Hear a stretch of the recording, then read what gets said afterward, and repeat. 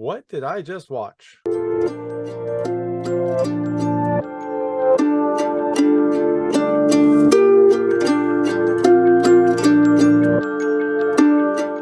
everyone, this is David Stark from Watch Your Pass, and I'm here to talk to you about The Outwaters, which is coming to theaters on February 9th, 2023. It'll have a theatrical run. Then after that, it'll be streaming exclusively on Screambox. It's a new indie found footage horror film that takes this interesting concept and just bends it all different ways. It's a very, very interesting film. It's a very impressive film. But my hot take, look, this is a very tough hot take for me because I think this is a very impressive cinematic feat. I think it's an amazing project and a very interesting work of found footage cinema. But ultimately, my hot take is I think you should pass on it. It's a really impressive feat, but as a movie, I didn't really love it as much. There were some confusing themes. There was not a lot that happened. It took a very, very long time to kind of get where it was going. And then after it kind of got where it was going, it kind of lingered for a very, very long time. And it just kind of is tough to watch at times, but not for the reasons that you think when you think of like a horror found footage movie. So I'm gonna tell you a little bit more about the film, a few things I liked, a few things I didn't like, and then go into the ending. So ultimately, if you watch this, it is an interesting film and you might enjoy it, but ultimately my recommendation is to pass on. So in the Outwaters, you have four travelers. They go out into the Mojave Desert to film a music video to kind of, I think also to kind of just have a vacation, but the ultimate goal is to film a music video. But while they're out there, strange things start to happen. There's strange energy, there's strange sounds, and that leads to a very, very horrible experience for all of them, but particularly for one of them that is chronicled throughout the film. So, things I liked about this movie. The first, the camera work. There is some very interesting camera work. It feels almost like an art film at times, like an art house film. And I think everything was pretty much done by Robbie Banfitch. He wrote it, he directed it. I think he did the camera work because a lot of it is it's like found footage, so a lot of it is almost like hand cam kind of stuff, or I think maybe it's supposed to be like an iPhone kind of thing. And he starred in it. So this is definitely a passion project by him. And the camera work is very interesting at times. You'll have some scenes where things are upside down. You'll have very artistic shots.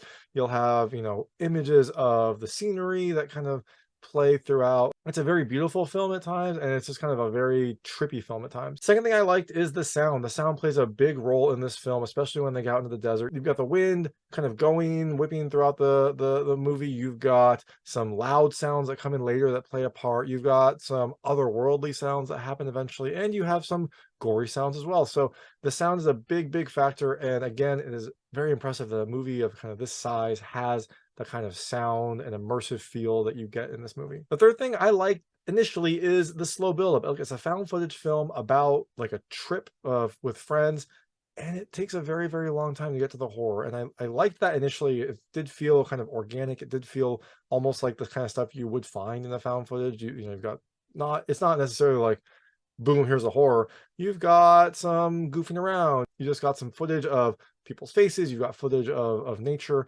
There is a lot that is kind of put into the buildup of this film that does feel like what you would expect in a found footage film. But the last thing I love, like I said a couple times, this is just a very impressive feat. Like the fact that this was made and it has kind of this level of production by, I think, essentially like a one-person team almost. I'm sure there's other people involved, but this is a very small cast, a very small project, and it has this just impressive feel, and it kind of brings in a lot of themes, and it does a lot of very smart things throughout. I just was kind of in awe that this was even made. And I didn't have a fifth thing, but the fifth thing I also love is this film does focus on practical effects, which I always love, and especially in like an indie horror film, they really ramp up the practical effects whether they need it and really help to sell the horror aspects of this film. There at times is a lot of use for practical effects, and they are used very, very well. So things I didn't love, and again, this is really tough for me because I really wanted to like this movie. I thought it was an amazing cinematic feat, but things I didn't love. First, it's really slow after the build. So like I said, I liked the slow buildup. It felt like a good found footage buildup. I think it takes about 35 minutes before there's even any sort of horror thing. And then even after that, there's more buildup. I think the horror itself doesn't happen until about halfway through the movie. Then after that happens, it is still very slow. Like, things happen. There is definitely weird phenomena. There are definitely horror elements that happen, But a lot of the movie after that is this person kind of wandering in the dark or very poorly lit scenes, kind of wondering what's happening and kind of repeating things to himself. It at times had exciting moments, but there isn't a ton of excitement. And it seems to kind of keep on this track for the remainder of the film with some slight changes here and there. The second thing I didn't love as much is there are some confusing themes. I don't know if this is intentional or just kind of the film has very big ideas, but I couldn't really tell what was happening in this film. There were, I was wondering, like, is this an alien movie? Is this kind of in someone's head? Is someone's descent into madness? Is this like a parallel world type of movie? Is there like a religious guilt or devil aspect to it? Was there a supernatural component? Or is this like a, things from the earth that came up and did something? Like, all of these themes were present in the film, and I just wasn't sure where it was going. So that didn't really give me a good kind of satisfying overall feel, while again this film is going through the horror side and it's a little bit kind of slow and confusing. And the last thing I didn't love as much is that this film is tough to watch, but not for the reasons that you would think in a found footage horror movie. There is gore, there are visceral moments, but no, when I say tough to watch, I mean that, like, a lot of the film happens at night, and the camera person, the main character, uses like a small, like, pinpoint almost flashlight. I think what they probably did is they filmed it and then used like a little filter to kind of get to move around to the things they wanted to show. But from when you're watching it, it's basically a black screen because there's almost no light, or there is no light, and then you just got a little kind of circle of vision throughout the film. And so it'll kind of focus on some things and then move and then come back and focus.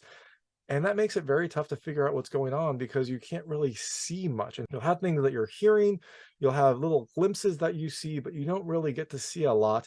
And sometimes it's just very dark and it's just the main character kind of muttering to himself, wondering what's happening. Things will happen. You'll hear things on the side, and um, it just makes it very difficult to kind of focus because you're trying to see what's happening, but you don't really get it. And oftentimes, like, it'll focus on something and then the light will go away and you'll hear something and maybe something happens, but then the next scene, because it's found footage, it'll be like the daylight and it'll be a very different area.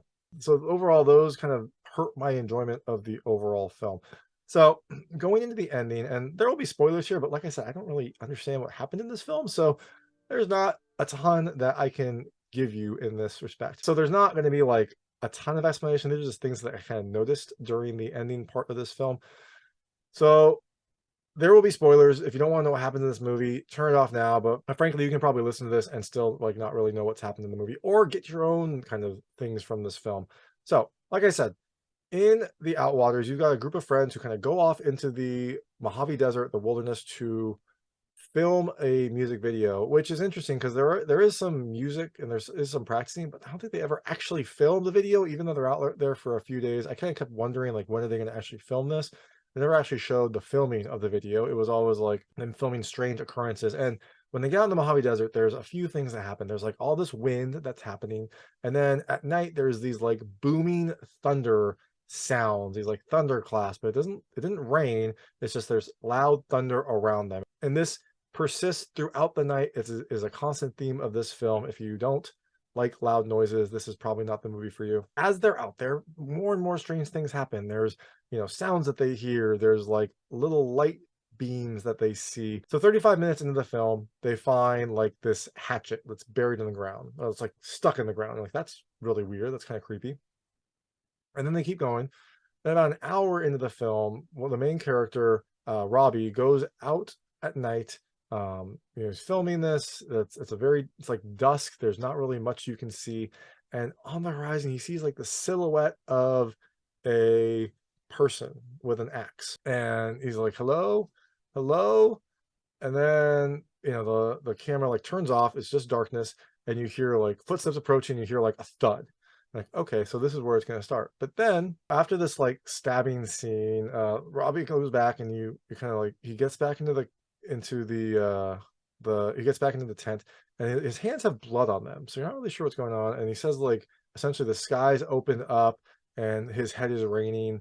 And he kind of uses his hand, like touches one of the other people there, and there's like blood on his hand, and like blood gets on that person. And then the screen kind of goes black, and you hear like crying and screaming and a lot of darkness, and it's tough to see what's going on. Presumably someone is murdering them. You don't really know who, but this goes on for a little bit. And the next thing we know, Robbie wakes up like in a cave. It's daytime. He kind of comes out. You don't really know what's happening to him. He seems to be um confused. He's like trying to figure out where everything is. And then we get kind of a sequence of him exploring the desert. There will be glimpses of like him at night with a flashlight, wondering what's going on. He'll see blood here and there. He'll see viscera sometimes. So now the horrors happen. There's a few themes that kind of go throughout. So occasionally you'll see these like tentacle things that just flitter off this camera, and there's always like a screech that happens during that. So I wasn't sure if those were like aliens or something more primitive, like from the earth. You can't really tell, but that happens throughout. You also get kind of Robbie questioning what's happening to him. Sometimes he'll be at night with a flashlight looking around. He'll see something terrible like a pool of blood, or a strange figure with an axe. He'll keep saying like, I'm okay, I'm okay, or like, hello, hello, what's going on? And sometimes he'll keep like saying his name. And then you'll have some scenes where there is horrible things like blood covered characters happening, and there will be praying involved, or religious kind of iconography, or religious kind of language that is used. And then also throughout this, you've got the like booming from the dry thunder that happens at night. Like that could be like earth energy or something like that, like something kind of from the earth, something dark from the earth. Again, I wasn't really sure what was happening, but you kind of get these sequences throughout. Sometimes Robbie will be wandering around at night in the dark, wondering what's happening. Sometimes earlier scenes will play out again, but now the characters will be covered in blood. So I wasn't sure if this was like a mirror world, like he descended somehow into like a darker world, and you'll see like scenes before, but the characters will now have blood on their face. Or there is one scene where he like goes essentially into his like mother's house, but it's all dark, and they use like the pinpoint flashlight, so you just kind of see her face in this like shadow world type situation. And it basically is a scene that played out earlier that is now in a darker context. And also sometimes he'll get like thrown back into like the waters. Like there was like this kind of, it's supposed to be a lake, I think, but it was a pretty shallow lake that they showed a couple times. And both, some of the characters swam in it before, but now occasionally you'll have Robbie's character like dunk into like a pool of water, and the water has like this red hint on it, and you just can kind of see like red water around, and it's tough to kind of tell what's going on.